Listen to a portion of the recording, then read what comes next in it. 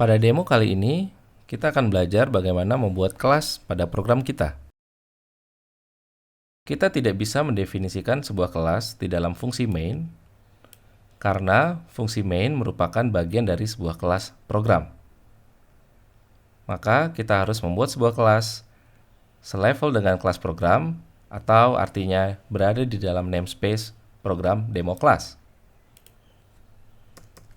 Dengan cara akses, keyword class, nama tipe, misalkan persons, diakhiri dengan kurung buka, kurung kurawal buka, dan kurung kurawal tutup.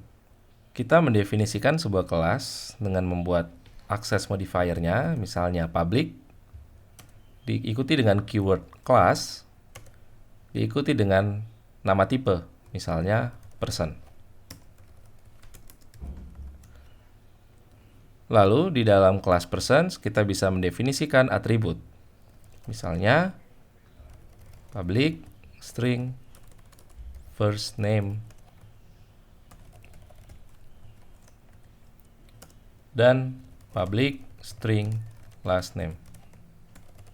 Kita juga bisa membuat sebuah fungsi atau methods, misalnya public void talk, di mana fungsi talk akan menuliskan atribut first name dan last name.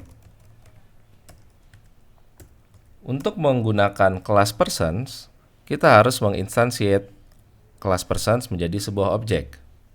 Misalnya, persons, kita beri nama Puja, dan kita alokasikan memori. Lalu objek Puja, kita beri nama Puja, last name Pramudia, dan kita bisa memanggil fungsi talk. Untuk melihat hasilnya, kita coba jalankan program.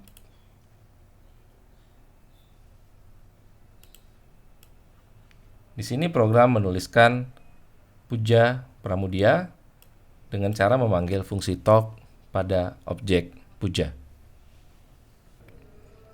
Pada saat kita melakukan pemrograman aplikasi, kita akan membuat banyak kelas, sehingga membuat kelas pada sebuah file akan membuat organisasi dari program kita menjadi tidak rapi.